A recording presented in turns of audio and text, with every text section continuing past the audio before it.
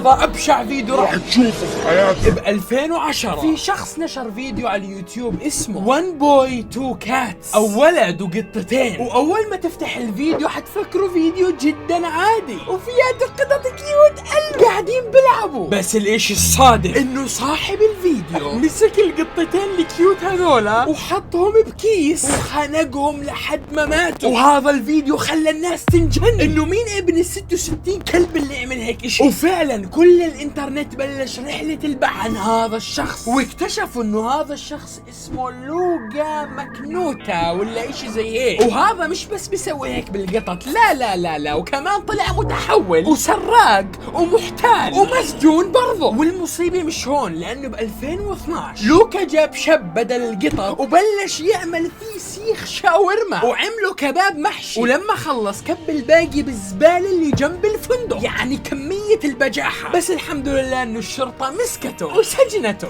بس كثير قليل. الله يسجنك بجهنم يا رب.